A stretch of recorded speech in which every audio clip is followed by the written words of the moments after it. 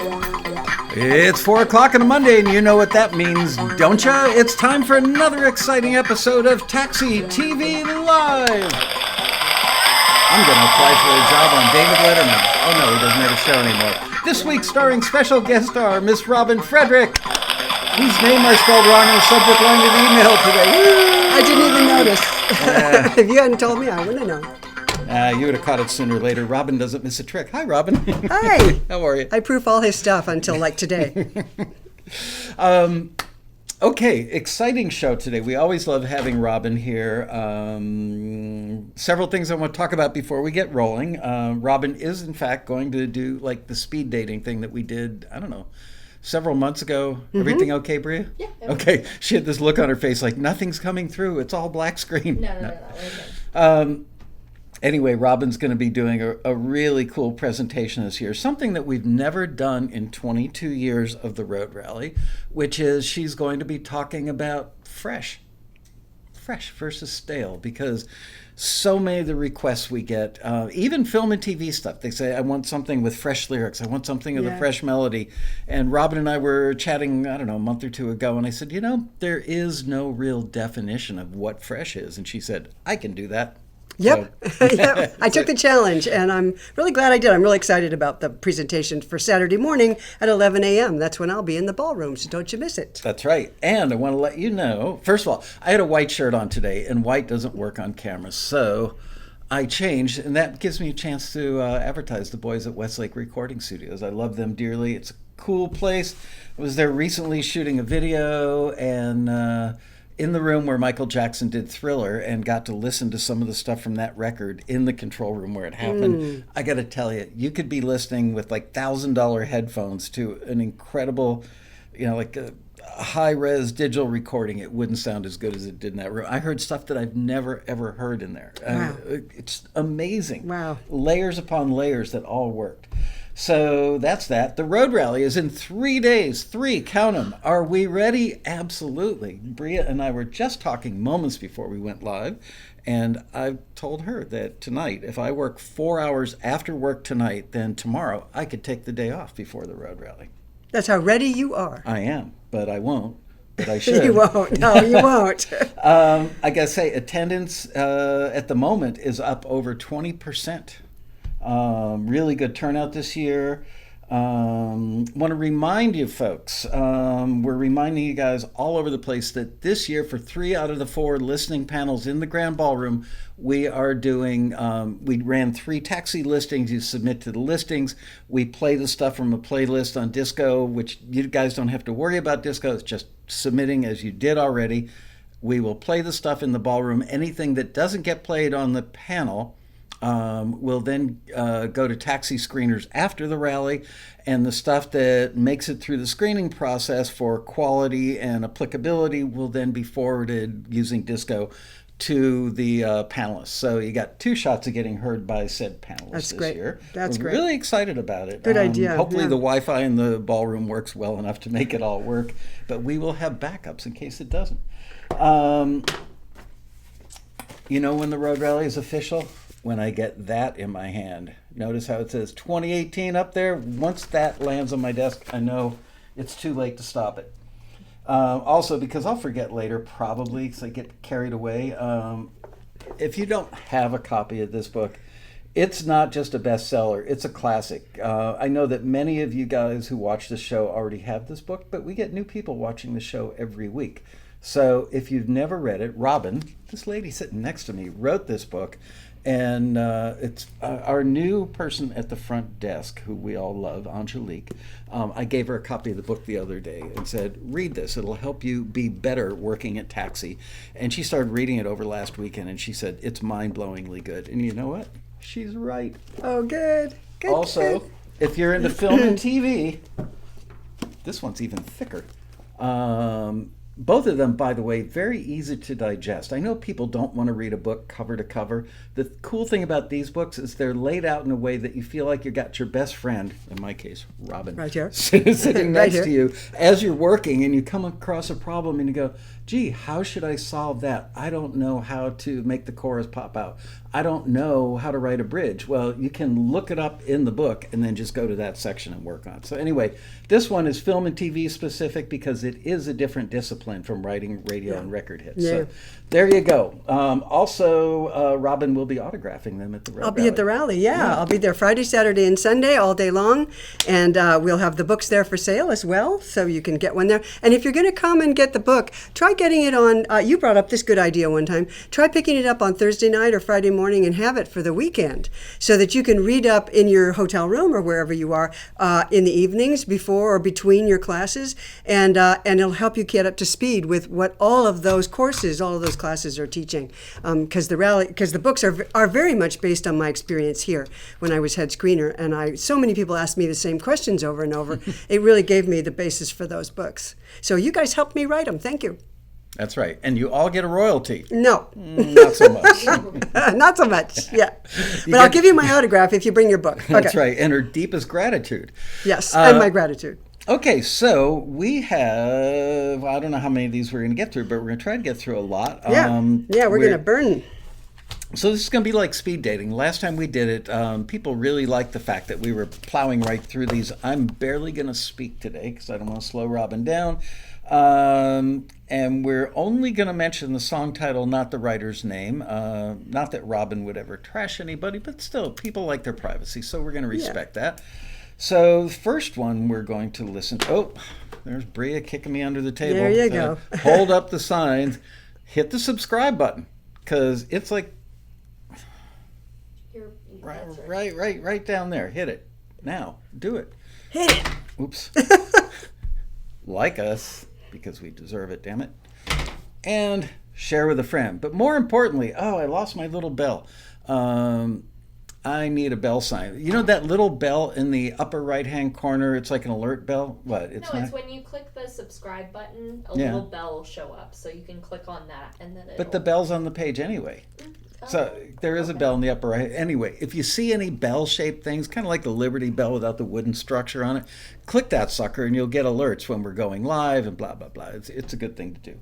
So all that said, let's get going. Hello, everybody in chat room. I recognize a lot of names, and I see a new member there, Jackie McIntyre Fox, and somebody new who's up here for the first time, and lots of people who've been there before. Rusty, hi. And Linda, and I know a lot of these folks, so it's really nice to see you all here. And anytime you're ready, I'm ready. I'm ready. We're not going to play the whole song. We're just going to play the first probably verse and chorus. And I've listened to these already. Most of them I've been through, so I made a few little notes, and I'll make some more notes, and off we go. You can learn from anything that I say about other people's songs. It's not just waiting for your own song, because a lot of the stuff that I talk about you can apply. And I just want everybody to know that if you write a song that expresses the way you feel, and when you play that song, you go, yep, that's the way I felt, that's what I feel, then that's a good song, no matter what anybody says. What I'm here to do is help you get your song out to more listeners. So I'm just listening as a stranger would, a listener who doesn't know you, not a member of your family. And I'm listening and saying, okay, I understand that, or I feel that, or I don't feel that. I wonder what you could do to get me more involved in your song. So that's what we're doing today. Okay.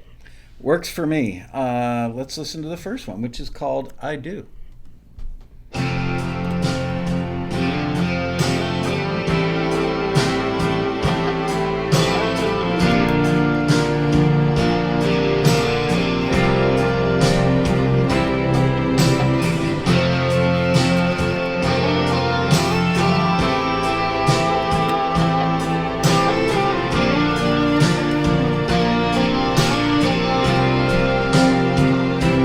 Around my life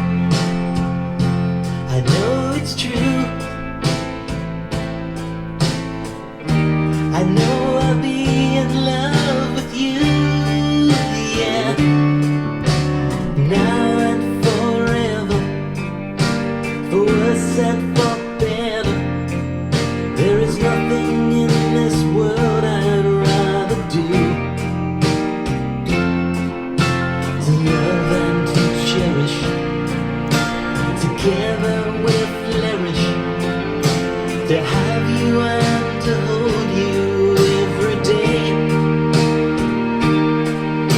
The answer's so easy, it's the questions that get in our way.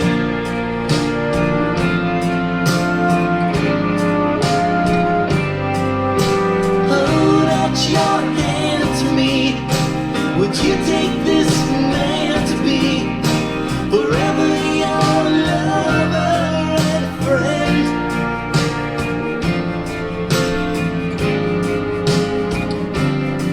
Oh, I love you, darling, I love you.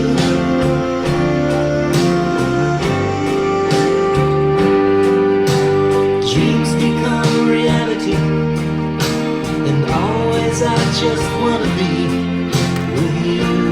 Okay, good, good, thank you. Beautiful production, yeah.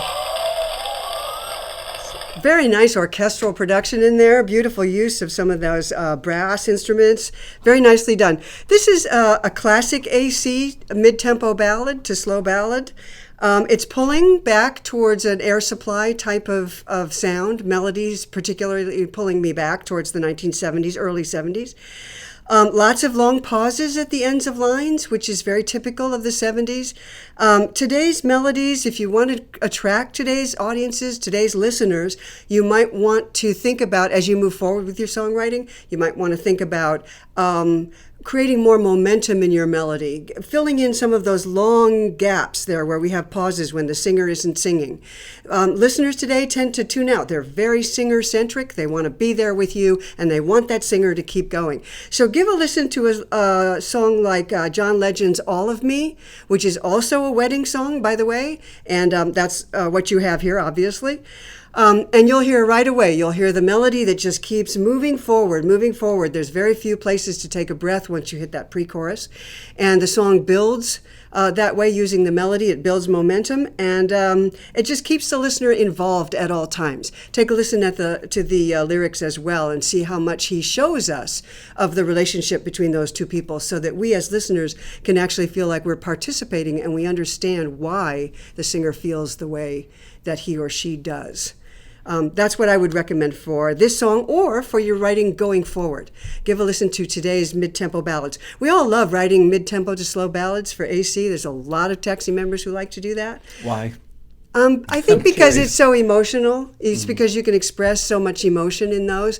And we love to write them, but listeners don't necessarily love to hear them. So we've come up with all kinds of ways to keep listeners involved in them. And one of the ways we do that is we keep that melody moving forward. We keep the vocalist right there. And we use a lot of images and comparisons and actions in the lyrics to get to people to feel what you feel when you wrote the song. This kind of keeps us on the outside. For all my life, I know it's true. I know I'll be in love with you are the opening two lines. Those should probably be the lines that come later in the song because we really don't know enough to feel what the singer is feeling at this point. So it starts out on a very personal one-to-one basis with no information leading For up us, to it. yeah. Right. Yeah, so it's a beautiful, honest, heartfelt song. But from a listener's point of view, I feel like I'm on the outside looking in instead of being invited in the door and saying, look at this, look how wonderful this person is.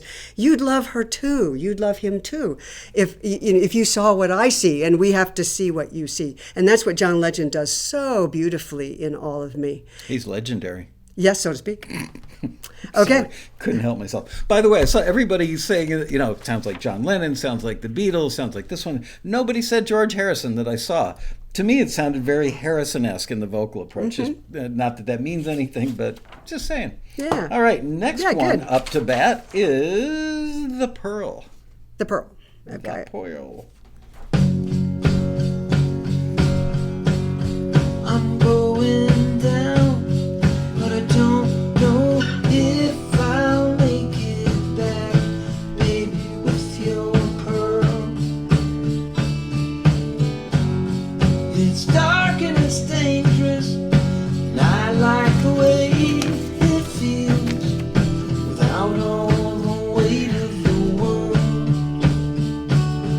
I know you tried to call, I heard an echo down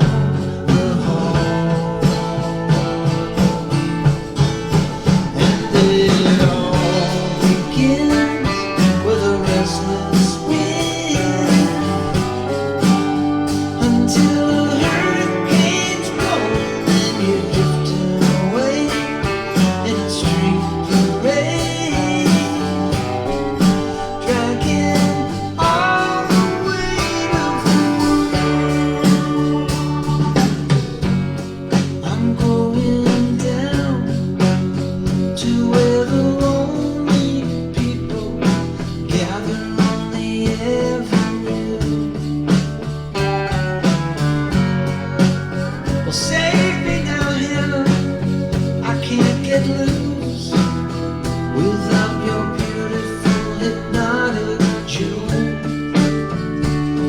'Cause a broken heart holds on to everything that's going wrong. And it all begins with a restless wind until a hurricane's blowing and you're drifting away in a street parade, dragging all the weight of the world. Okay, good.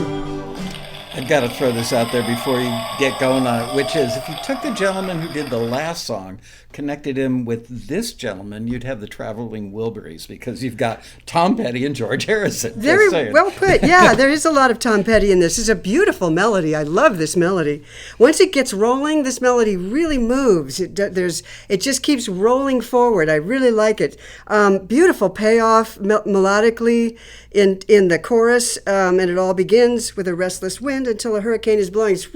It's a beautiful lift and lots of momentum. The lyric has a surreal quality, particularly in the chorus, and it all begins with a restless wind until a hurricane's blowing. It's a beautiful buildup of intensity there, and you're drifting away in a street parade. It's these images that because the listener's going to put those together. That we have no choice. That's what we do. So when we hear a string of lines like this, we get that image of the hurricane and the blowing, and then the street parade kind of being drifted off on it, and she's going off, dragging the weight of the world along with her. Beautiful chorus. I think that the lyrics of the verse, I think you have a couple of songs here. I'm going down, but the whole first four lines with the pearl, and I like the way that it feels without all the weight of the world, and yet I couldn't connect that to the chorus.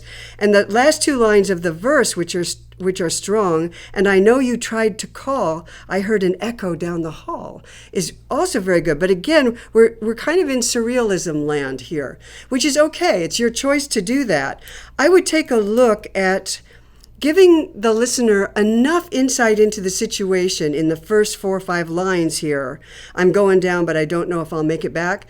Right there, I would try to bring the singer into the situation. Open the window, open the curtains, and let us see into the room and see what's happening in the room. Listeners are really a lot like voyeurs. We really want to see what's happening in other people's private lives. And if you don't let us see enough into it, then we get frustrated. So I would say just take a look at those first 5 lines, and then again, a wonderful chord progression and melody. That I love the transition out of the chorus into the second verse. I'm going down to where the lonely people gather on the avenue is the beginning of that second verse, and it parallels the first verse. Very nicely written, because a broken heart holds on to everything that's going wrong. Beautifully written on that second pre-chorus, and it all begins with a restless wind. So I would just take a look at those verses and see if you can give the listener more information without losing your surrealistic quality, but still give the listeners more insight into what's going on so that we can participate in the song with you, because it's a really appealing song. It's got a good, strong feel for film and television as far as the melody and the chords and the production. This could work. Lyrically on the chorus is probably a little more complex than film and TV could take, but it has a nice feel overall, and I really enjoyed listening. Good. I have a question. What is this song about? I really liked it. Well, that's the question. Yeah, that's what I'm asking. It by asking. saying I really liked it as well, Yeah. but I don't understand what the heck it's about. I wanted to.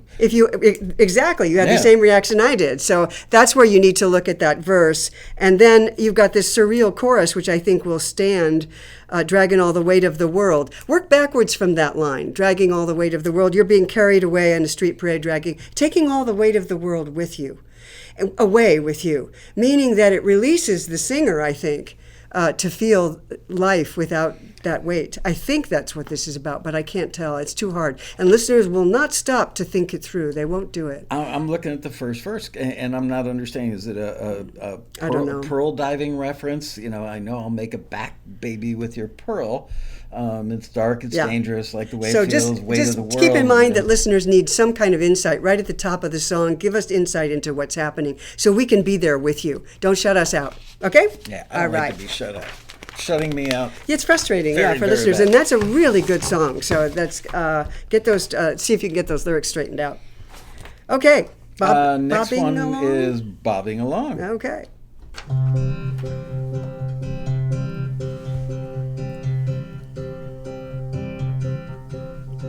Singing a tune midday round noon, waiting for the light from the silvery moon, doing all I can to keep my life afloat. Just bobbing along in the waves without a boat, counting the fish swimming past the line and making a wish one will be mine. Talk to myself to pass the time of day. Just bobbing along, what else can I say? Working hard to keep my head above water. Kinda hurts when folks slam every door. People asking me, honey, what's the matter? Well, I'm bobbing to find a way to the shore. Hey. Good. All right. Love this track. Yeah. And so do they. Yes, they do, and it's really beautifully done. This is Jackie, who I think I said hello to earlier, and she said this was her first time here, and a very, very good production on this, and an outstanding vocal. Is that you singing? Because boy, that is a good vocal. I'm reminded a lot of Creedence Clearwater on this, and yet it has a contemporary vibe. She says thank you, and very nice. Yeah. Beautiful changes. Love the rhythm. What's interesting here, what I like about this, one of the things I like about this is the rhythm is also bobbing along. You really get that sense of exactly what you're writing about here. And so it's really nice when the track itself, the production itself underscores what you're singing about. So we have these two wonderful verses here that describe what the singer is doing. We really get nice insight right away. Singing a tune midday round noon, waiting for the light from the silvery moon, doing all I can to keep my life afloat. And I'm bobbing along in the waves without a boat. And then the second verse picks up on this idea of bobbing along. So it's really been handled really well. We get a good picture of the singer's life and how the singer sees her own life. Then when we get to what I think is a bridge or chorus here, working hard to keep my head above the water, kind of hurts when folks slam every door. This seemed to depart a little bit from what the lyrics had set up until that point. The lyrics have been saying, just bobbing along. Okay, now all of a sudden things get much harder. And all of a sudden I'm trying to keep my life afloat. I'm trying to get to the shore. All of a sudden it becomes a much more intense idea than we have had in the two verses that precede it. So I'm not sure that the bridge chorus here, whichever you want to call that, working hard to keep my head above the water, let's call that the chorus, I'm not sure that agrees with the lyrics that we've had up until that point, which have been describing something very well and inviting the listener into the singer's life. And then it seems to get a little bit harder. So maybe what we need to see is the singer, how does the singer keep her head above the water? That seems to be what she's doing. That's what bobbing along is. It's not being in danger of sinking. It's actually floating on the surface. And it's it's got all of these light associations with it. And that's what the listeners are going to pick up on, are the associations of the word bobbing along and this kind of upbeat, sweet track. And so when you get to the chorus, it pulls away from that just a little bit. I still think it's really well done. This sounds like a completed recording, so I'm not going to suggest that you make any changes. as you move along, as you move forward, keep that in mind. If you set up something using a phrase like bobbing along, which has a lot of easy emotional associations for listeners, then you kind of want to stay in that area, because that's where the listeners are going to want to stay. Very nicely done, though. Really beautifully recorded. Love that vocal. And you could do things in this style. I think film and TV would be very receptive to more in this style. I noticed something.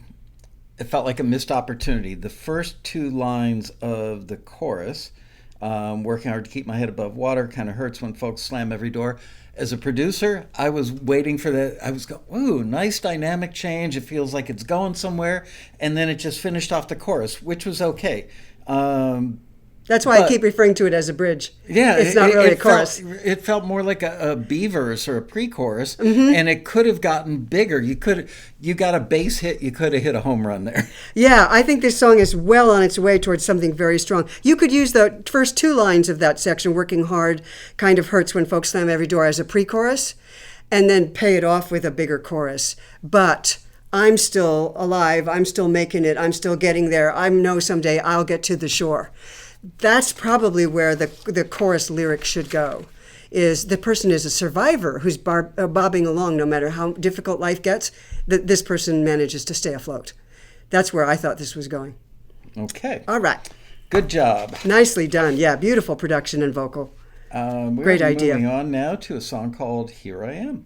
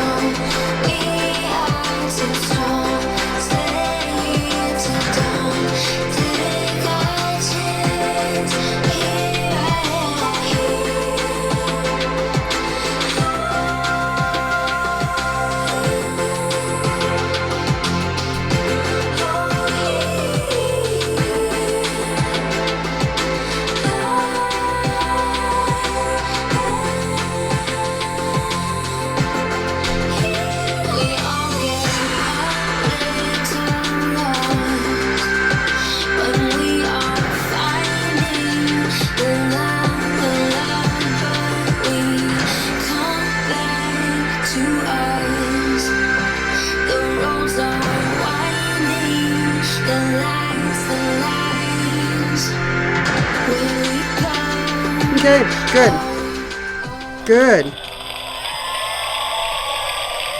Yeah, a very strong contemporary singer-songwriter style, good for film and television. This kind of mood creates a mood, creates an atmosphere. The vocal is just right for the style of the song and the lyric.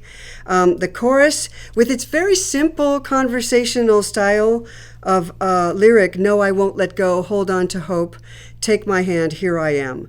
Oh no, we are too strong, stay here till dawn, take our chance. I think that I'm not sure that the writer here is completely sure of what they're writing about. I think the first, when you get a chorus like this with a strong opening, no, I won't let go, hold on to hope, take my hand, here I am. It's very clear, those 4 lines, what this song is about. And yet, the rest of the lyrics seems ambivalent. It pulls, where'd we go? Are we over? Is the pre-chorus. Where'd we go? Oh, oh, are we over? And then, no, I won't let go. Okay, no, I won't let go, I won't let go. I think we need a little bit more clarity. This is the second verse. We all get a little lost when we are finding the love, but we come back to us. The roads are winding, the lights. I think you can get away with this because the chorus is so strong for film and TV, because sometimes they'll just have the chorus stand alone. Here, the chorus ends with, here I am, here I am, here I am, here I am. And I think you need to pick up on that in the verses a little bit more. Here I am, I'm not leaving. You may be drifting away, but I'm not leaving. I'm the rock. I am the one you will keep coming back to. And then when you get to the chorus, and over she sings, here I am, here I am. That really means something then. Have her tell us what she's willing to do in order to stay. I will stand against the wind. I will stand against the sea. I will be here. You cannot move me. I am immovable. Here I am, here I am, here I am. If you want to pick up on that chorus and give the verse the support that this chorus really deserves, I think it's a beautiful opening. A single tear falls down, it outlines my cheek and glistens as I speak. You make no sound for fear of ending the love, the love. And then she reassures him in the chorus, no, here I am, here I am. So I think your first verse is fine. The pre-chorus, see if you can pick up on that idea of where you're headed towards. I often suggest that people write backwards from the title. Here I am in this case, write backwards, use the title as the peak of a pyramid, and then write downwards and just keep supporting it and putting those blocks underneath it that lead the listener eventually to here I am, here I am. Think of it as Jenga songwriting. Jenga. What's that game? Jenga. Jenga. Is that working backwards? Well, it's a stack of blocks, and you keep pulling them out till it falls. So it's Jenga backwards. Yeah, it's backwards. Exactly. Right. You want to put those blocks in there so that every single one supports the title at the peak of it. And if you pulled any one of them out, that the whole thing might come down. So you want to be sure that your verse is supporting. It doesn't mean it always has to be saying the same thing, but it needs to give us something that leads to it. And I think you've done that well in your first verse. And then the second verse, I got a little bit lost just reading that second verse. So take a look at that. In the bridge, when the darkness comes, will you be here for me? Baby, when the darkness comes, will you catch my tear? Which speaks back to that opening verse. So I think the bridge is quite good. Don't let go, I'll be here, here I am. Very, very strong. So just take a look at it looks like all you need to do is look at your first pre-chorus and to make sure that we know where this is going, that this isn't going to be a song of, have we broken up? Is this over? Which is what the first pre-chorus says. Just be sure that you make that pre-chorus lead to the point where in your mind you can say, and what I really need to say to you is, and then launch into your, no, I won't let go, hold on to hope. Because you're right there. Very, very nicely done. I have a comment, which is the vocal in the beginning of the song gets lost in the brick wall of synthesizers. And it's not the quantity it's the tone of the synthesizers, very much centered on the vocal frequency. They're competing. You shouldn't have to search for the lyric. Other than that, really great production, very current sounding. Let's move on to number 5, which is You Never Learn.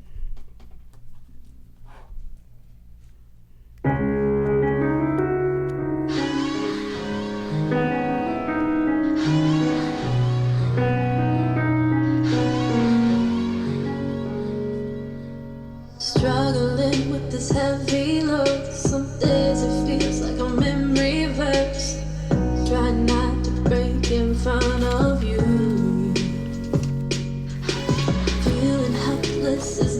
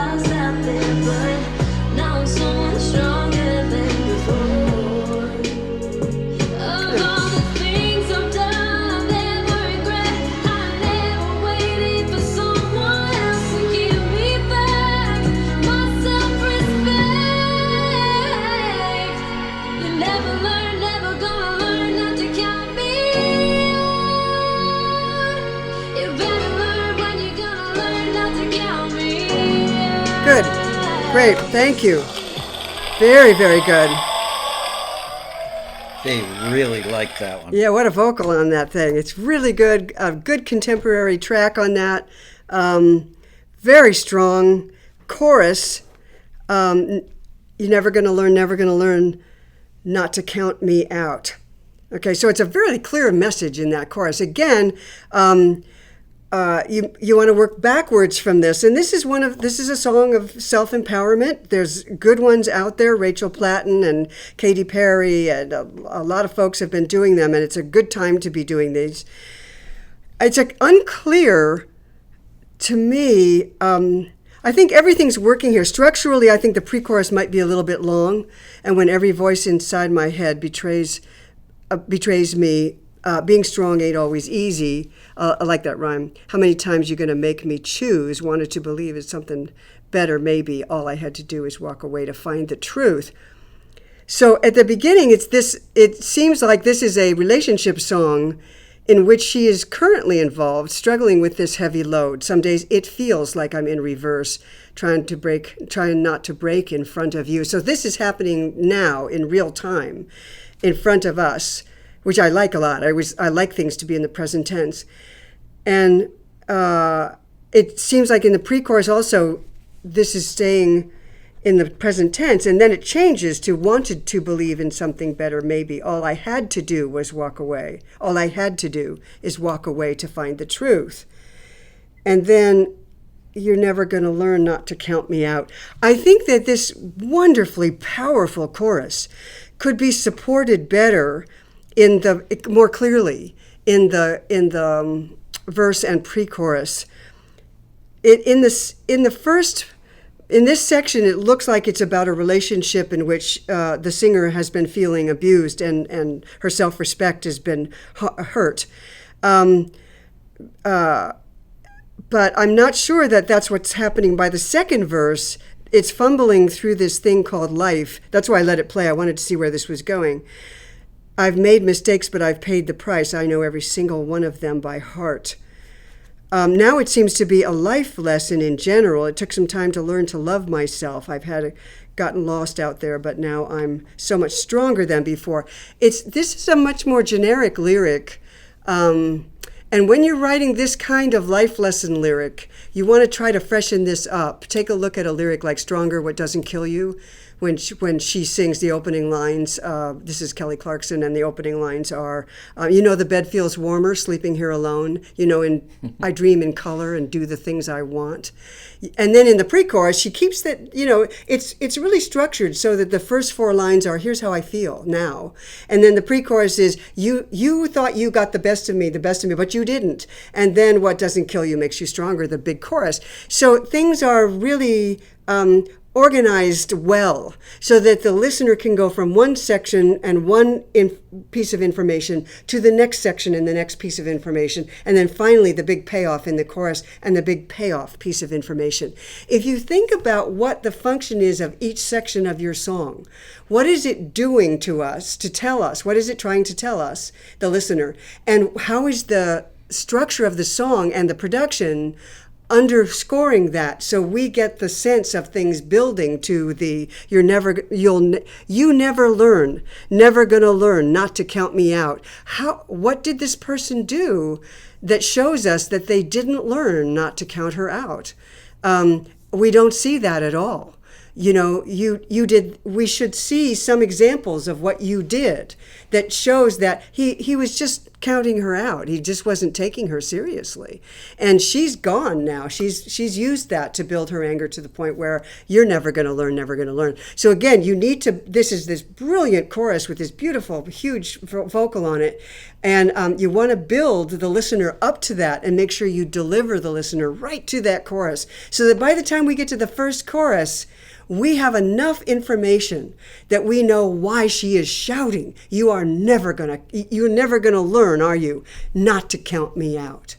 There's a lot of anger and a really powerful emotion in that. You need to build us up to that so it's absolutely clear to the listener why that's happening.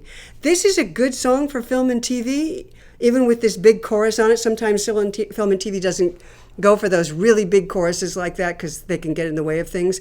But This is outstanding because that chorus is so strong. And if they use just the chorus and just use the instrumental of the verses, you want to have this chorus stand alone. So the one other thing I'm going to suggest here, meaning this chorus could stand on its own without any verses to explain it, you might want to take a look at the third line where we're just repeating, you're never going to learn, not to count me out. After the second time, you may want to vary that on the third time so that you give us just enough information that this chorus could stand alone. You're never going to learn, not to count me out. But I'm going to go. I'm able to stand on my own. I can stand on my own. So, and I'm going, and I'm leaving, I'm going out. You're never going to learn, not to count me out. So think about varying it on the third line. I completely concur. I actually made a note. Repeater, alternate. It felt like the vocal is so good and everything up to the chorus is so good that the vocal carries the chorus, but standing on its own, it's just the same thing repeated over and over and over, which sometimes can be the kiss of death. This pulls it off better than most, but I needed more I wanted more information. We're seeing a lot of these four-line choruses like this, not necessarily developed into a big radio hit style chorus. You can do these repetitions, but you do need to vary it on the usually on the third line. Right. It's a really good idea. And melodically, if I remember correctly, the vocalist maybe went up an octave in the third line. I remember thinking, oh, that was smart. It's a production trick, take it up an octave just to give it an exclamation point. Yeah.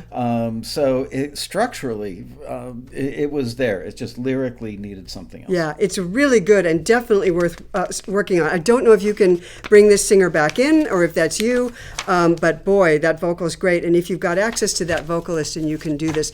Otherwise, leave it as it is. It's a really strong song just on its own. Okay, moving on. We are on number 6. This one is called Siren Song.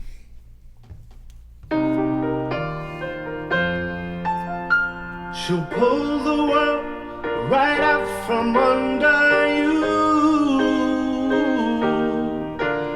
She'll make you doubt all that you know is true.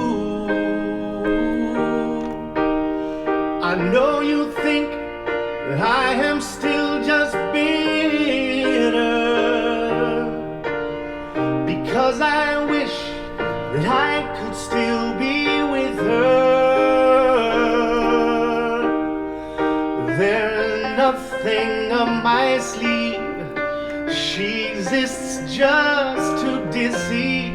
And I can tell she set her sights on you, yeah. And I can tell you what you need to do. Close your ears and close your eyes, let her siren song go by.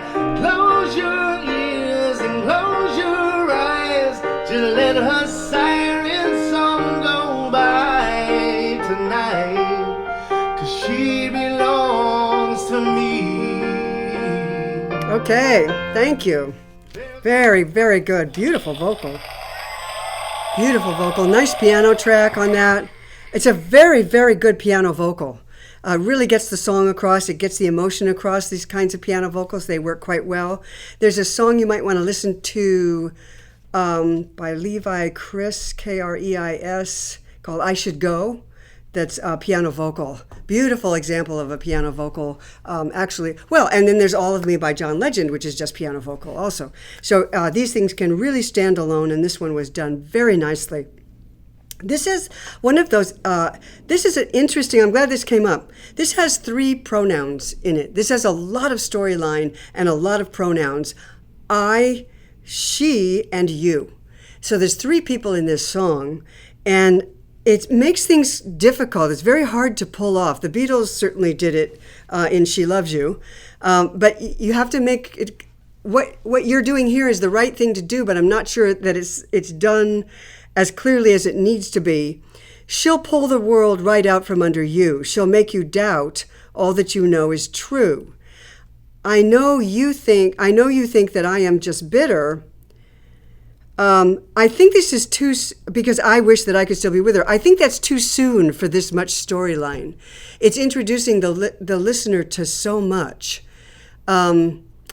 Maybe the first verse needs to be just introducing her, and then and I can see why, and then you can go, and I can see why you're so attracted to her, because I was too. And I fell for her tricks, and I did it, and now I'm here to warn you. You could do that in the pre-chorus, or in your second, but there is nothing up my sleeve, that's your pre-chorus, in that section, and spend the first 4 lines showing us who she is, what a deceiver she is, and how attractive and how appealing, because that's the whole thing of the sirens. They fall madly in love with them and their voices, and they can't resist and can't resist. And yet at the same time, the danger is extreme. And we need to get that sense here right away, so that your chorus, close your ears and close your eyes, let her siren song go by. Close your ears and close your eyes, let her siren song go by. Because by the time you get there, we have to know why you're saying that. And it has to have all of that danger that you want us to understand and feel. And I think the only place to put that is in the opening verse. Then the next 4 lines, I can see why you love her. I do too. I did too. And she crushed me. And let me tell you, let me give you some advice here. And then go to your chorus. Do you know, your advice comes in 2 varieties. We've known each other for a long time, and we've sat together on so many of these shows. I just had a revelation, which is you give macro advice and micro advice.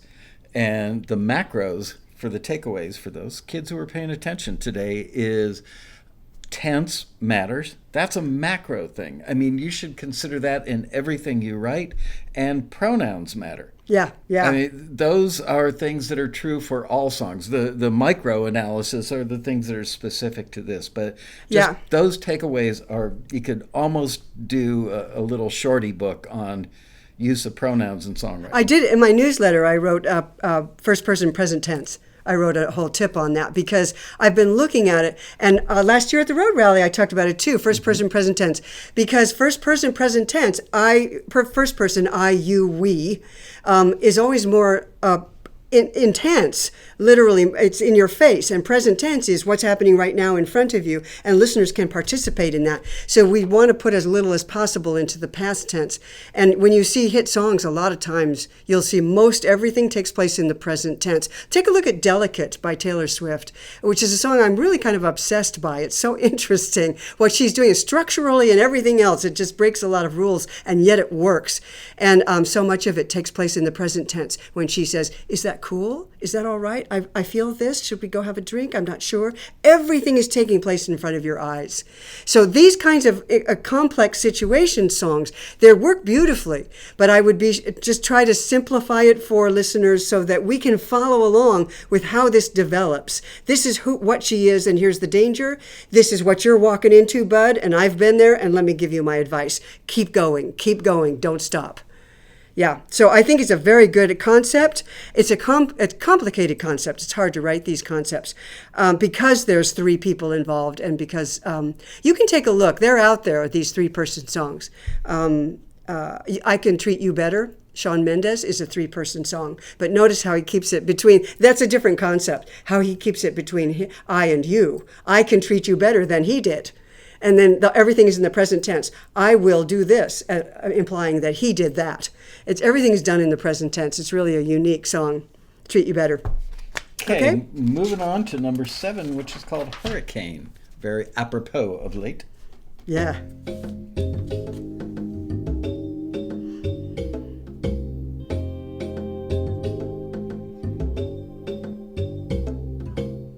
I knew you when it all began. Looks like I'm finding you again. I'm in trouble, I'm in a storm, might be a hurricane. I'm stuck in place, love comes and goes without a trace. I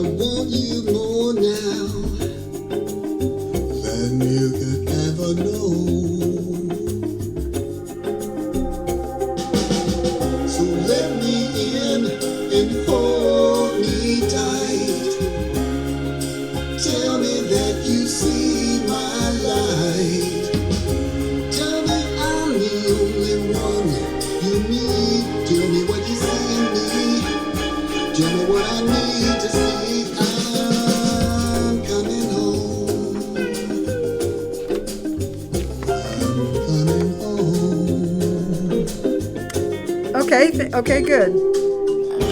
Good. Yeah, I love the tropical feel on that. It's a beautiful, easygoing, mellow track and a gorgeous vocal on that. So it creates a lounge type vibe. Lounge is a favorite kind of a chill lounge, kind of a Ibiza, Cafe Del Mar feel to it. It's very nice. It's a good late night song. I knew you. Lyrically, let's try to sort this out because I think that the track is working very well, and the melody just kind of cooks along on top of the track really nicely. I like where you change the melody lines. When I expect you to repeat something, you don't. You go somewhere else. The melody's very nicely done. What I'm seeing, I think, is 2, maybe 3 songs in this lyric, and they may be 3 very good songs. But with songwriting, more is not better. With songwriting, you want to stay really focused on one idea because listeners can't change. They don't have a lyric in front of them. They don't have time to stop and think about what just got different.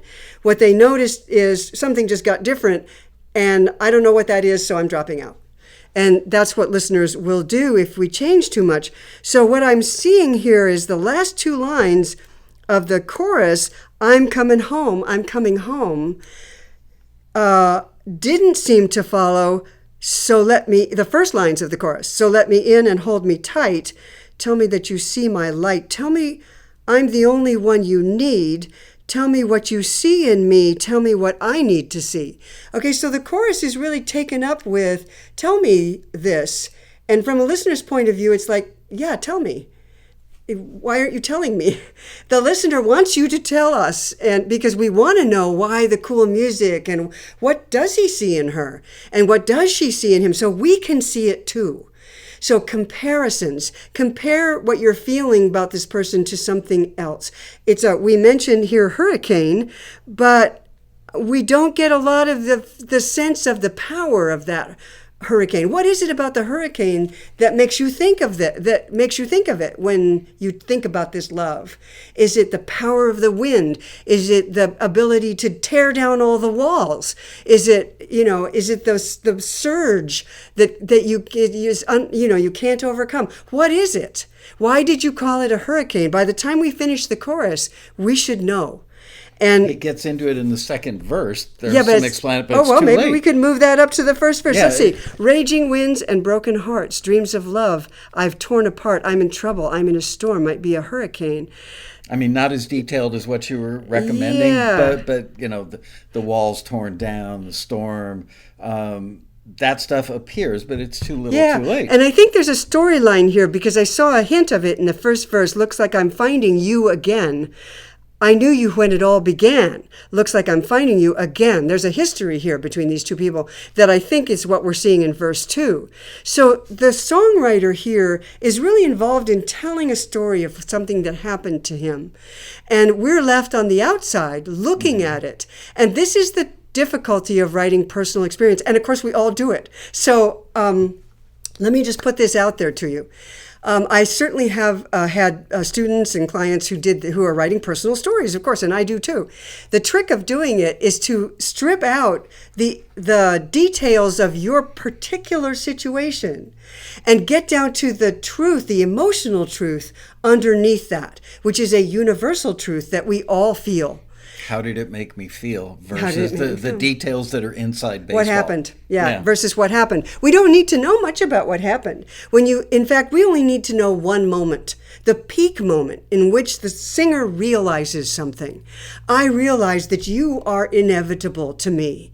You are the hurricane that comes and washes over me. You are inevitable. I cannot stop this. That's one way to go with it. And then you take us down into a single moment and you keep going down and down and down deeper into that moment. That's when songs work well for film and TV, because that's what scenes are doing. They're going down into a specific moment. If you want to tell your story, what we need you to do then is follow the advice that Sean Ono Lennon said this one time, and I have never forgotten it. He said, songs are myths about things that happen to you. myths, myths, myths about things that happen to you.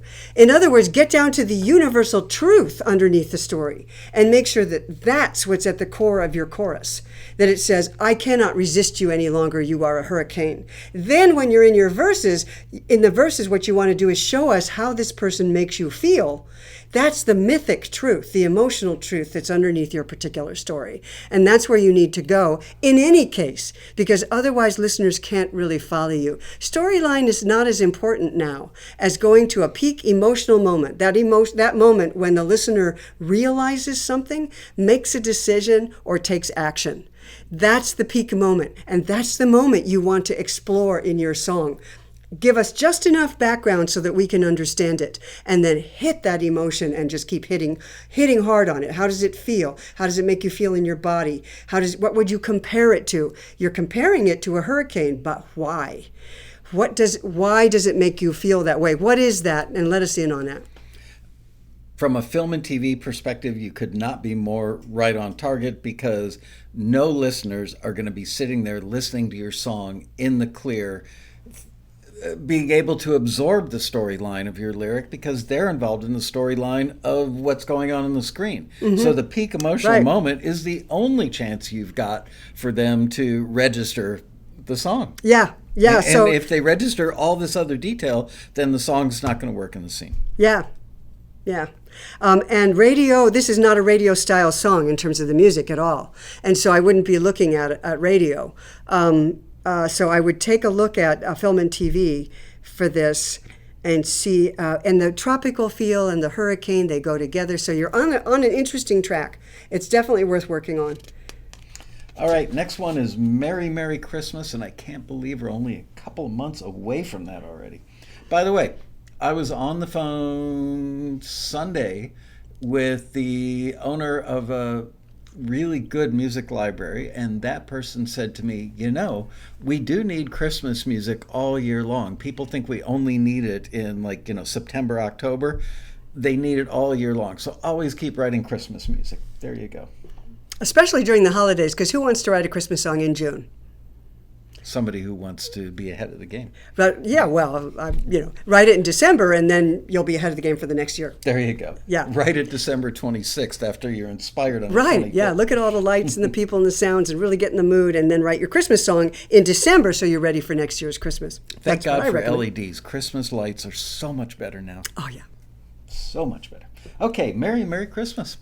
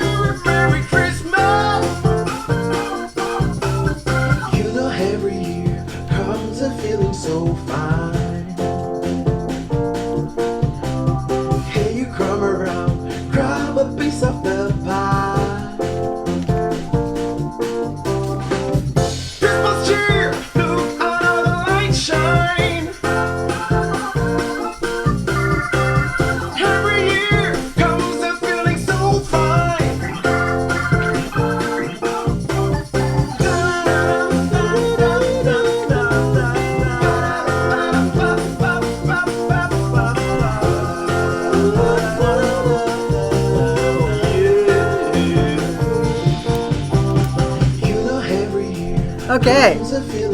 All right. Oops, wrong button. Sorry. I started out with the right button. There you go. Okay. Yeah. I love the opening. It's Christmas. Merry, Merry Christmas. It's got lots of energy, lots of rock vibe to it, that whole opening 4 lines. And then it totally changes feel, and and becomes a much less aggressive, less gritty song. And so it suddenly loses momentum a little bit too. It's got this, it's Christmas, Merry, Merry Christmas, Christmas. Yeah, Merry, Merry Christmas. It's got all this momentum, and then every year comes a feeling so fine. Pause, pause, pause, pause.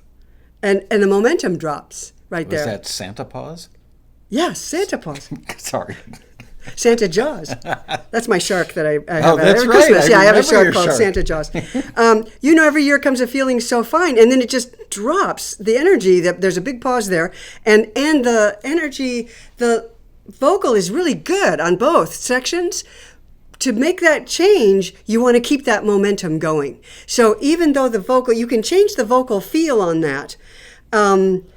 This reminds me a lot of Sly and the Family Stone. There's a lot about this song that reminds me of Sly. Absolutely. And they used to do that. They would change voices between the verse and the chorus, and that, there was like 20 people on stage anytime they gave a concert.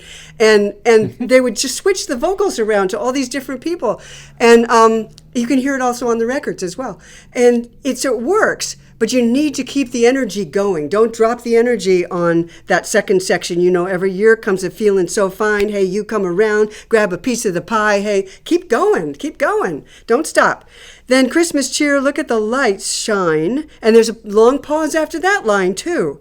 So every year comes a feeling so fine. Again, we've got a lot of long pauses at the ends of line. And I would say for the energy of this song, which it starts out with this great energy, drop those pauses, eliminate those pauses, keep singing, keep the energy going with these kind of repetitive lines, short repeated phrases with different lyrics as you go forward. And then you can stop for that section that goes ba-da-ba-ba-ba-ba, the kind of vocalese section we were just listening to at the end. That's wonderful. Use that, keep that in there as a kind of a break. But somewhere you want to go back to, and then you go back to now it's Christmas, Merry, Merry Christmas, it's Christmas, Merry, Merry Christmas. You go back to that after the ba-ba-ba section, it looks like, and lights shine, family and friends, the fun is never ending.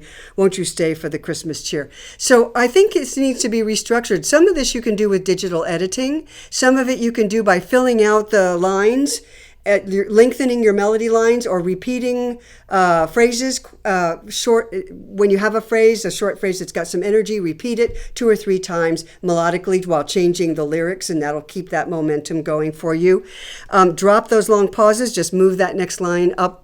Just butt it right up against the line before, and go to your ba-ba-ba section and get back to It's Christmas, Merry, Merry Christmas. So I think some restructuring will really work on this song. It's got a lot of energy and a cool Christmas vibe. It's different, and I like the vocals. There's lots of, the resources are all here. You just need to structure them, I think, with a little bit more attention towards keeping it focused for the listener and keeping it moving forward.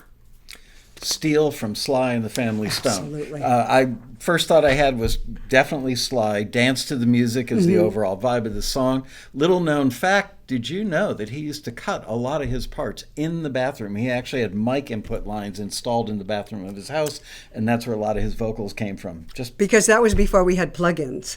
That's right. We didn't have reverb plugins, and the bathroom was the best. I'm talking about while he was using the facilities. Oh, I didn't realize. Yeah. Okay. Anyway, I but have no idea.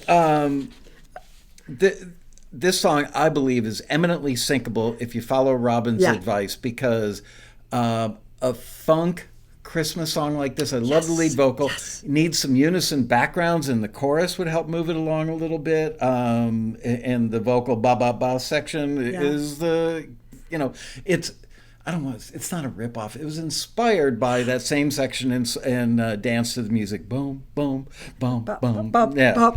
We're not making any records. That's okay. We'll get together later. But when they make Medea Family Christmas, which they probably already have 1, 2, and 3, this song would be perfect. This is eminently syncable. Clean it up. This will make you money. Yes. Well put. I'm glad you said that. Absolutely. Okay. And interesting, when they ask for Christmas covers or they ask for original Christmas songs in unique styles like this, this is what they're talking about. Don't just go do it. Do it with energy and feel, and make it something that viewers are going to go, oh yeah, I want to actually hear that song. I want to hear that song, and go over to Spotify and go get it. Okay, next one is called You Still Got It, Mama.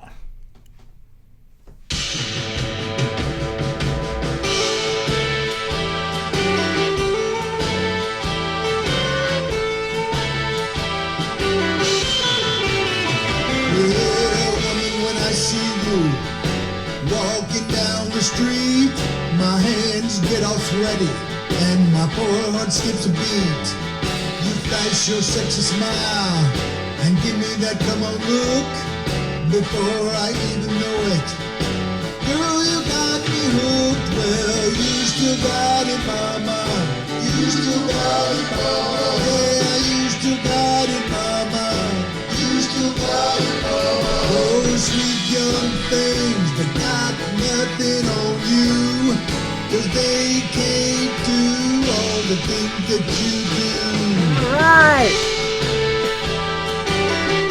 Yep. Yeah. Definitely. Definitely got the classic vintage blues rock right there.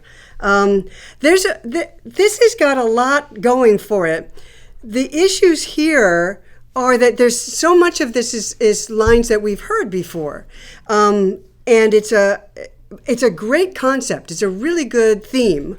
And there's definitely places where something like this could be used. Lots of swagger, and they're out on a couple going out on the town, older couple going out on the town, because of course it's "You Still Got It, Mama." And there's places in film and TV where this could be used. But you're going to need to kick this up a couple of notches to give it something a little more fresh than you have here, because they can license the songs of that period right into the authentic songs from the period right on into that scene. And they are affordable enough songs from this period. The classic blues rock, there was plenty of it was done, and they can get those songs relatively cheaply. So what I would suggest is take a look at some of the current blues rock inspired artists like the Black Keys, Black Rebel Motorcycle Club, the 2220s, and even some of the new blues singers. I'm going to recommend that Bishop Briggs. She's an interesting combination, Briggs, Briggs, and she's been licensed recently into film and TV quite a bit. Gary Clark Jr. I'm seeing quite a bit of blues recently on film and TV. We seem to be moving in that direction. Black Keys are always popular, and you can take a look at the similar artists to them and hear some more of these. Take a look at Lonely Boy. I mean, something like that, just picking up the drum, doing the drums differently than you're doing them to give this a more contemporary flavor. And then you either want to take a look at the lyrics and kick them up a couple of notches, give them a little bit more fresh here we are with that word fresh. I'm actually going to take a blues genre song and show you how to freshen that up at the road rally, because it's one of those genres that's difficult to freshen because there's so much of it is historical. These lines like, you flash your sexy smile, walking down the street. I see you, a woman, walking down the street. My poor heart skips a beat. We've heard these lines before. So you need to do something with this to give it something that's fresh for the listener to react to. So something with a twist in it, or, take one of these cliches and say it in a new way. Find a way to describe her that we haven't thought about before, but that still stays within the blues canon.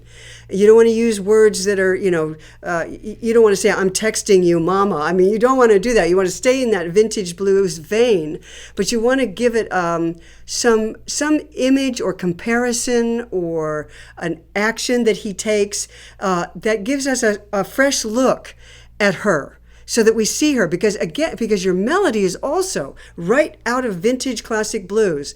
And yes, we do that, but you need to do something to give today's listener a sense that this is not 100% vintage, that there's something fresh here for them to listen to.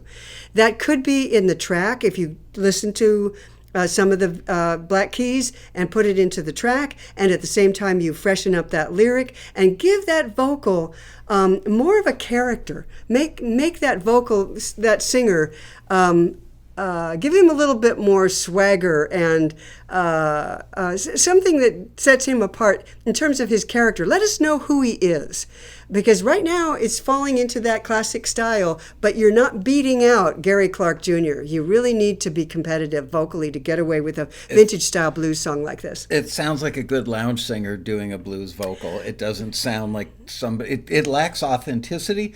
I want to comment that I do love the call and, what do they call it? Call and response, right? Yeah. That was really cool. And I think you could make more of that. You could have, some unison vocals doing that. Were there horns in there? I don't remember. Electric guitar was playing the lead. If you had the call and response vocals in unison combined with a horn section, watch Blues Brothers. You'll Yeah. Check out Lou Marini and the Blues Brothers horn section, and that will be instructive as to what you could do there. So apply that on top of everything Robin's just said, and you would have a kick-ass song. Yeah, and listen to some great blues singers and see what you can do. One of the things the Black Keys do to get around that is they put a lot of distortion on their vocal and a lot of filtering. And I'm sorry. I'm not laughing at you. I'm laughing with you. Okay. Because isn't that funny that, that we've come to rely on distortion and filtering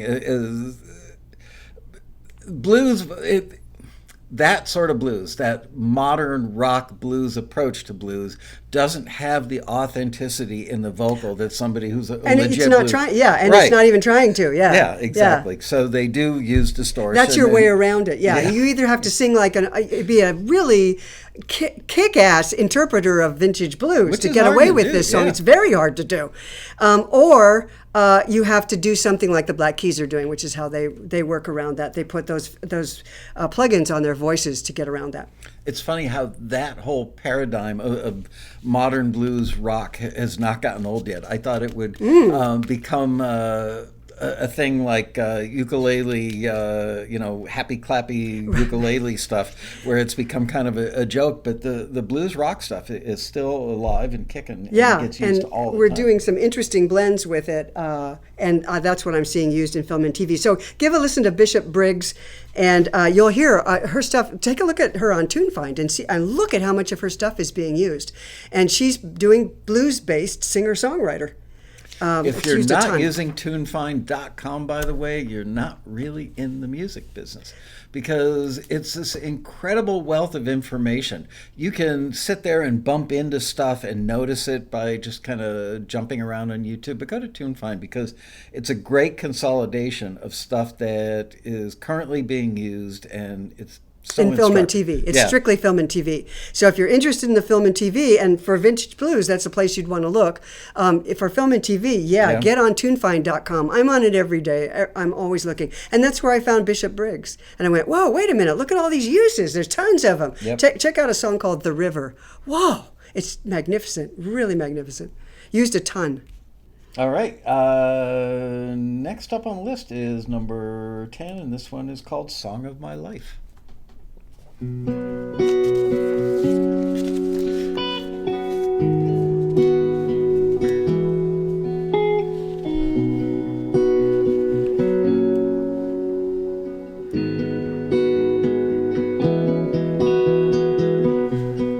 Suddenly it runs so deep, and maybe for a couple weeks, and I finally got the feeling that I'm alright. I'm pushed back and spun around, a cycle I just can't work out, and my thoughts are burning up this room tonight. And I sing it out till my lungs can't breathe anymore. It's a song of my life. And I'll scream it out till my heart can't take anymore. It's a song of my life.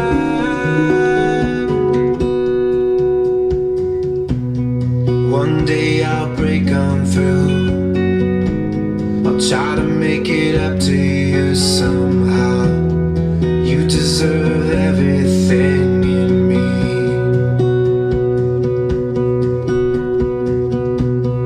Rise up and then fall down, a cycle I just can't work out, but I finally got the feeling that I'm alive. And I sing it out till my lungs can't Okay. breathe anymore. Beautiful, strong chorus. Very good song. Very strong singer-songwriter genre, clearly singer-songwriter genre. Good opening. Suddenly it runs so deep, maybe for a couple weeks. That just was real fresh, really interesting opening two lines. And I finally got the feeling that I'm all right. That's what leads us into this song. But then in the second verse, pushed back and spun around, a cycle I just can't work out. and my thoughts are burning up this room tonight. I couldn't, it's very abstract. And it's okay to be abstract later on in the song, but right at the top, it means that the listener is waiting. The listener is waiting to be invited in. And I didn't feel that I ever got that invitation. And then right away, then it goes to the chorus. I'll sing it out till my lungs can't breathe anymore. Beautiful opening line. The chorus is beautifully written. It's the song of my life, and I'll scream it out till my heart can't take anymore. It's the song of my life. But I'm not sure, this powerful chorus, what it's referring to. Right. How did we get from there to here? Yeah. What does the song of my life refer to? And I assume it's what's described in the first two verses, but the first two verses weren't clear to me because they're so abstract. So what you might, in the next set of verses, that's why I listened to the next set of verses, one day I'll break on through. I'll try to make it up to you somehow. You deserve everything in me. That seems to be the most specific thing that's going on. And then it reverts back to repeating what was said in the first couple verses, rise up and then fall down, a cycle I just can't work out. And so this is information we already know. So it seems like the song, and that's all there is. Then the chorus is repeated twice.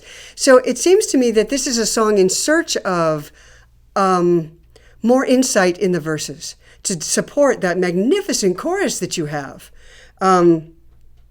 What is the song of your life? What does that mean? If you were to sit down with somebody, if I were to sit down with you and ask you the tough questions, which is what we have to do when we're writing songs, and say, what do you mean by that? What is the song? Tell me about the song of your life. And I'd say, tell me in short phrases. Write them down. Write them all down. Just write down as many short phrases as you can. What does that mean, song of my life? What do you need to tell me? What really is the song of your life? Dig down and be honest. And be truthful and give me your insight. Open up, be vulnerable, and make me understand in 6 lines. That's what you got, 6 lines. And that's a huge challenge. That's really hard, but it's our challenge as songwriters. It's the challenge we take on, is to say to somebody else, here's insight into my vulnerability, into my truth, into my honesty, and I will bet you feel the same way. And you have to get to that line, it's the song of my life, and make the listener go, yeah, it's the song of my life too. Is it manic depressive? Because it almost looks like that's what it is. Is it breakup? Is it fall in love and break up? Is that what it is? Because it seems to be going there in the second set of verses.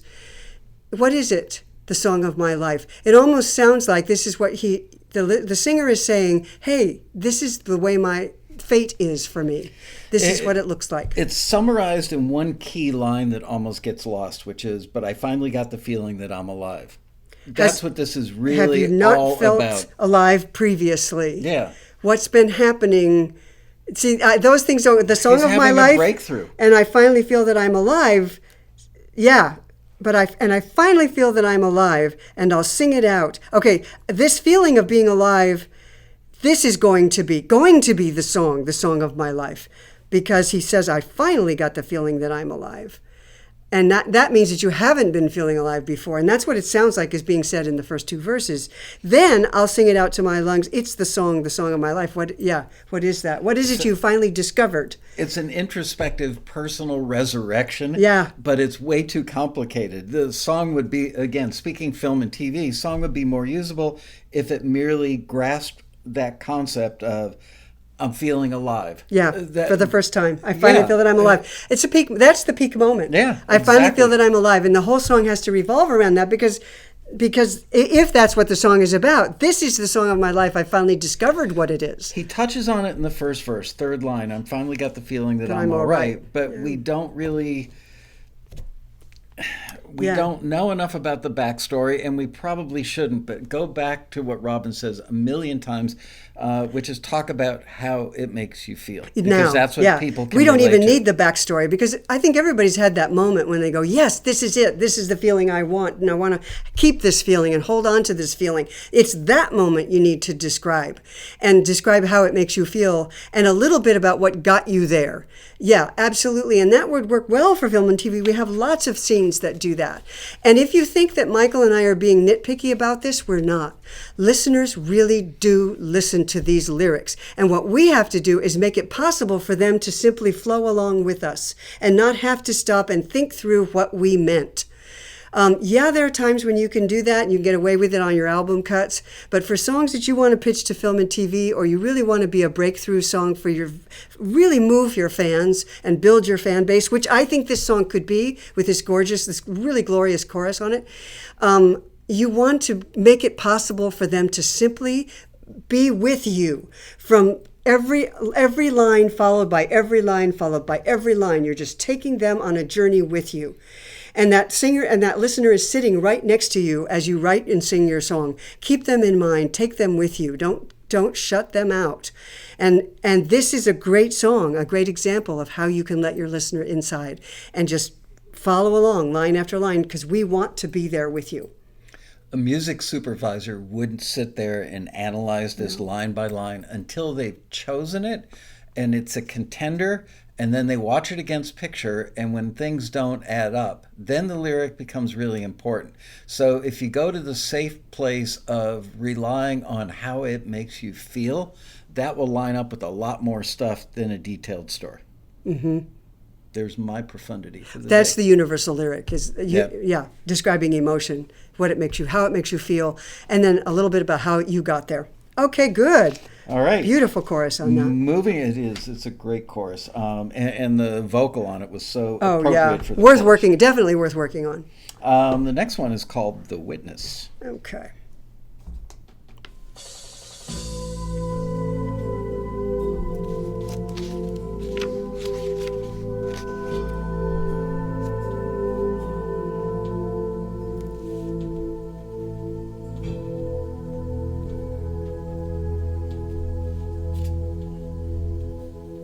Have you heard the sirens at night echoing my name?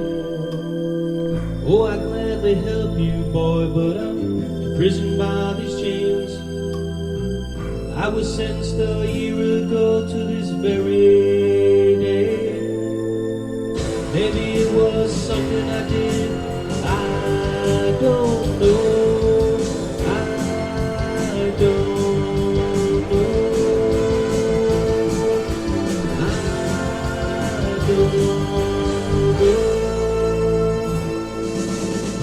Now I hunt for food by night and I just hide by day. You may say it isn't right for us to live this way. If it wasn't for the damn witness who lied, I would have never lost my pride. I don't know. I don't know.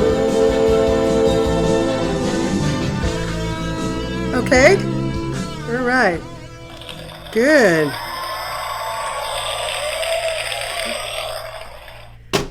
Okay. So this is a story song. It goes on to say he had a gun in his hand.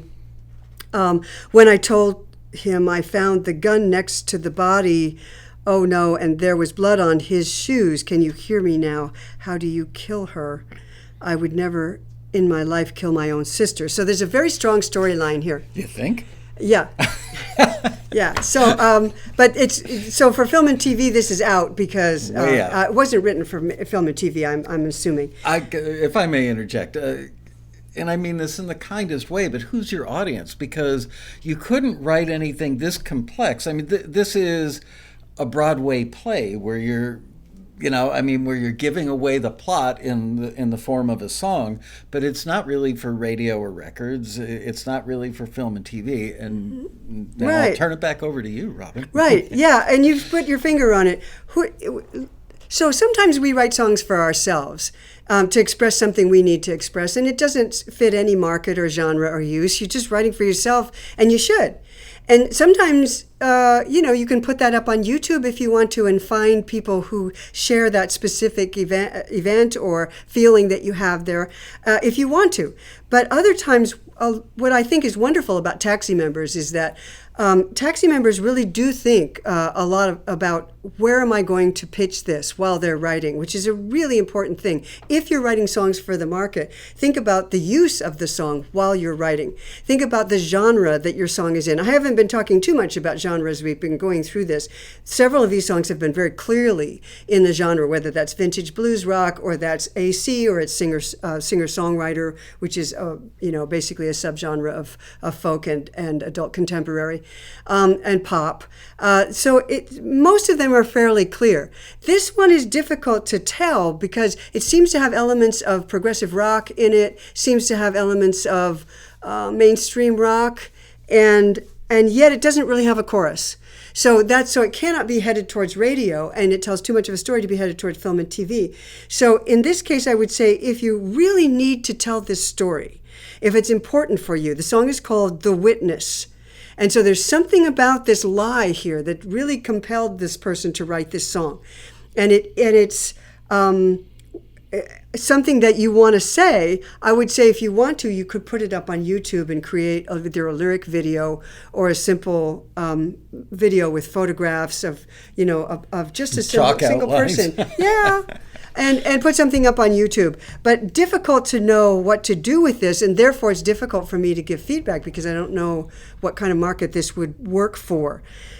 You are right. Yeah. Sometimes you just got to write the song that's inside you, and it just makes it hard to give any sort of feedback on it if we don't know what and that's where we started, is with, a good song is any song that expresses what you want to say and what you feel. That's a good song if it expresses that for you.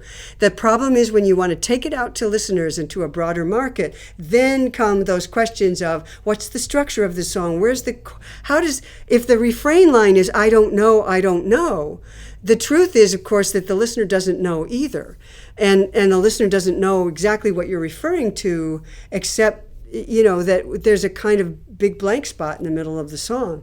So up to you how you want to fill that in, and whether you want to just leave the song as it is or move forward based on some of the things that we've been saying here today with your next song and the song after, which is look to make your payoff line. This is called The Witness, and so it's got a point to it, which is the witness lied.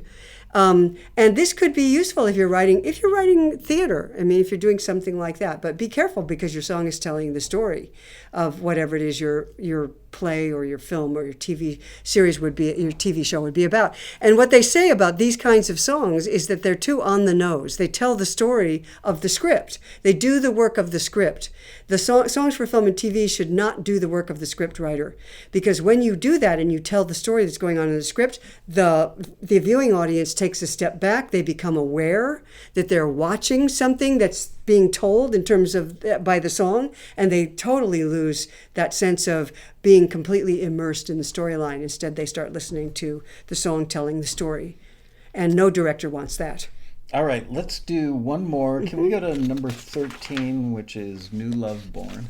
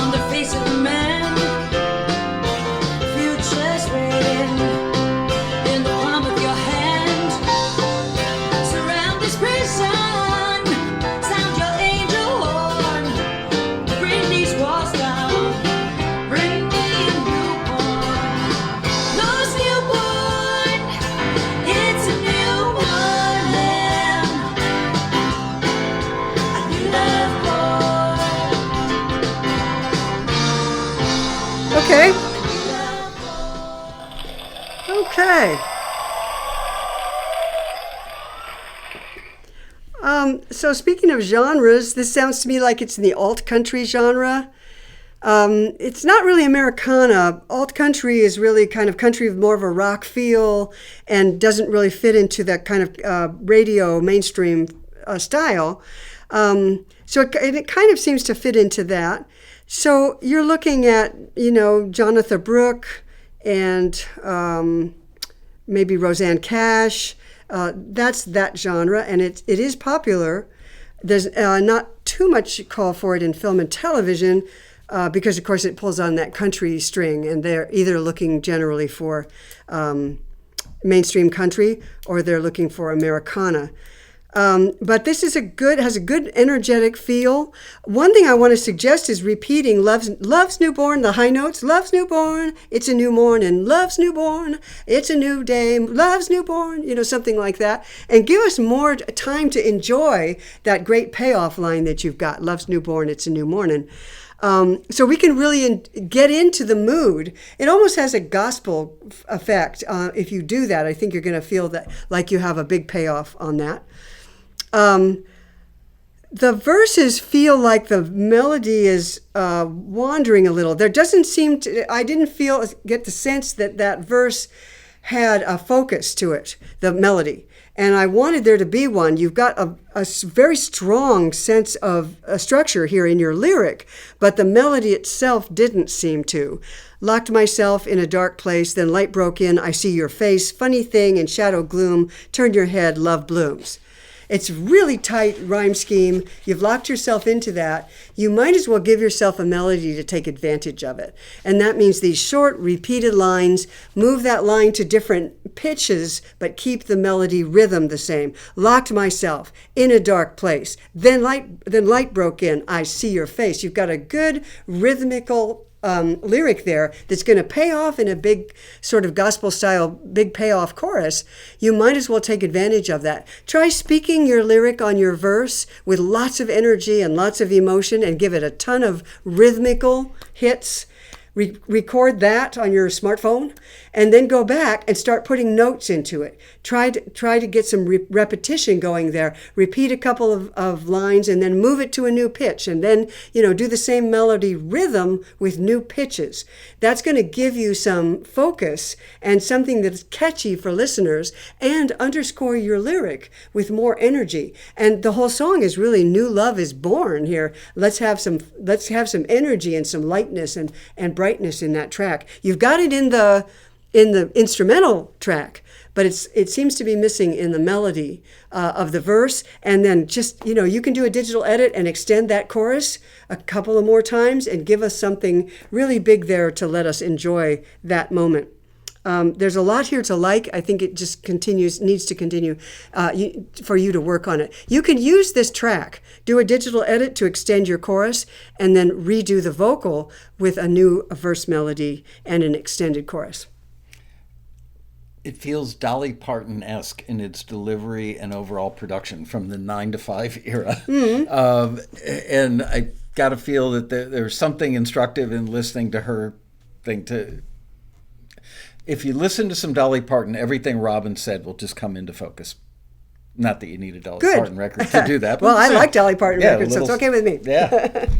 Do you know, gotta say, if I can name drop, you know who bought me my first Dolly Parton record? Who? Eric Clapton. We were working on a session. He said, come on, we're going to find the best chili dog in Miami. We were riding around. He took me to a record store called Peaches. I will never, ever forget the look on the kid's face at the cash register when he walked up and handed him a Dolly Parton record. And the kid was like, you're Eric. And he bought me that record. I've probably told the story 1,000 times, but he bought me the record and said, you watch, that woman's going to be a star. Oh. And I Will Always Love You was on that record. I used to watch her sing with Porter Wagoner on his show on Saturday afternoons. Wow. And I thought, man, I like her a lot. She was a character even then. Deb and I went to see her live about 5 years ago, and I got to say, she still has it. Yeah, she does. Anyway, you still have it, and we will see more of you on Saturday, November 3rd at 11 a.m. in the Grand Ballroom. Robin always sells the room out. It's always SRO. course, a lot of people, if you're part of the standing crowd, don't stand in front of the ballroom doors. I hate when people do that. They come in, they walk 2 feet in the door, and they stand there. Anyway, get there early, 5 minutes before, so you can get a good seat. Do not miss this lady because, as you can see, she's really good at what she does. So that's it for today. Thank you. You're welcome. I'm it's a sure pleasure. you're- Thank you you're for busy. sending your songs in and letting me do this to your songs. I really appreciate that. Yep, and she will be. So what we're doing is she's going to do Fresh, do about a half an hour on Fresh, and then I'm literally going to run around the audience, grab CDs, and So bring your CDs. Yeah, we and will. wave them around. And then I'm going to do lyric feedback. yes. Yeah. So the afternoon. at her booth from 2 to 4. 2 to 4:30. I'm gonna do 5 minutes. I'm gonna do this speed dating. So come and sit opposite me and speed date me on Saturday afternoon. She's selling kisses for $1. Remember at the fair? They Yeah. used to do that back in the day. She's not actually doing it. Okay, with that, we bid you a fond farewell. Can't wait to see you guys in 3 days at the Road Rally. If you're not coming this year, I hate to say it, but you're going to miss the best rally ever. And we will see you a week from today on another exciting episode of Taxi TV with Chuck Henry and this dude. See if you can guess who that is, okay? I don't think he's bringing his daughter. Anyway, we're really excited. Yes, it's Matt Vanderbilt. I keep a picture of him on my wall. See you next week, you guys. Bye-bye. Bye.